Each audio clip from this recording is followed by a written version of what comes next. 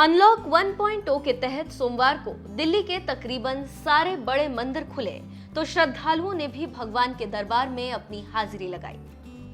इसी कड़ी में उत्तर पूर्वी दिल्ली लोकसभा सीट से सांसद और पूर्व दिल्ली बीजेपी अध्यक्ष मनोज तिवारी ने भी कनॉट प्लेस स्थित हनुमान मंदिर में जाकर बजरंग बली के दर्शन किए, विधिवत पूजा की और नियमों का पालन भी किया जो अब हर श्रद्धालु को मंदिर में करना है।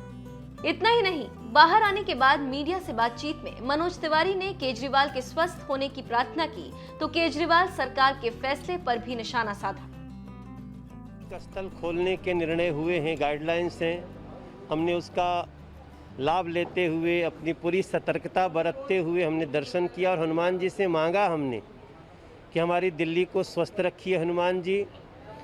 सरकार को भी ऐसा मानस दीजिए, उनको ऐसा सद्बुद्धि हो कि वो इस समय सहायता के लिए काम करें, लोगों को बांटने के लिए काम न करें, किसी इलाज में कोताही न हो, टेस्ट में कोताही न हो, ऐसी शक्ति और सामर्थ्य सरकार को दीजिए हनुमान जी, क्योंकि जो दिल्ली में स्थितियां हैं वो बहुत गंभीर है। मैं जैसे घुस रहा था मुझे पता चला कि अरविंद केजरीवाल जी का थोड़ा सा कुछ सिम्टम ऐसे आए हैं कि शायद वो क्वारंटाइन होने की प्रोसेस में हैं।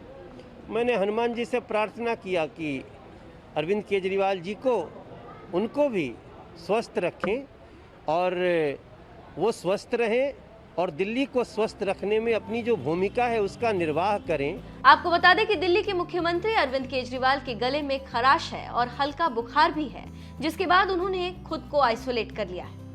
केजरीवाल सरकार ने रविवार को ये फैसला लिया कि दिल्ली के बाहर के लोगों का अब दिल्ली में इलाज नहीं होगा।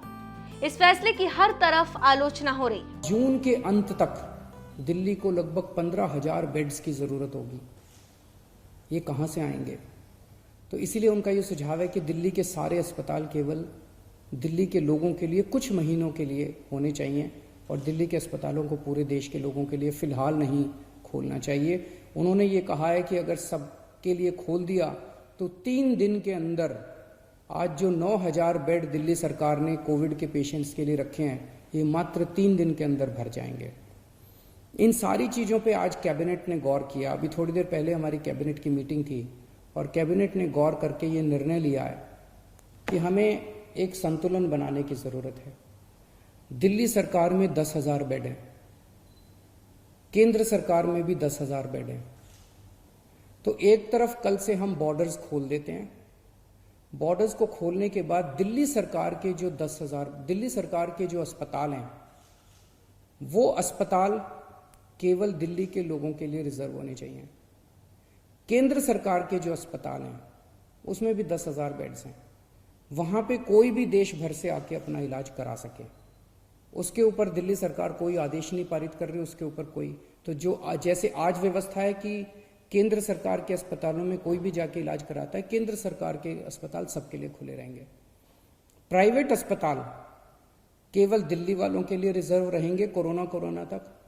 लेकिन कुछ प्राइवेट अस्पताल ऐसे हैं जो स्पेशल किस्म की सर्जरी करते हैं, जो सर्जरी बाकी देश भर में अवेलेबल नहीं है और लोगों को अपनी जान बचाने के लिए दिल्ली आना पड़ता है। जैसे ऑन्कोलॉजी सर्जरीज हैं, ट्रांसप्लांटेशन है, न्यूरो सर्जरीज हैं। इस किस्म की कुछ सर्जरीज जो कुछ चंद अस्पताल करते हैं, उन सर्जरीज के लिए देश भर से लोग अगर दिल्ली आके अपनी सर्जरी करवाते हैं, वो पूरे देश के लोगों के लिए खुला रहेगा।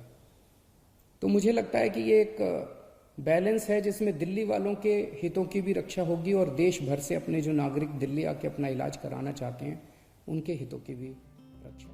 मनोज तिवारी ने दर्शन के बाद कहा कि हनुमान जी केजरीवाल को ठीक करेंगे। अरविंद केजरीवाल का कल कोरोना टेस्ट होगा।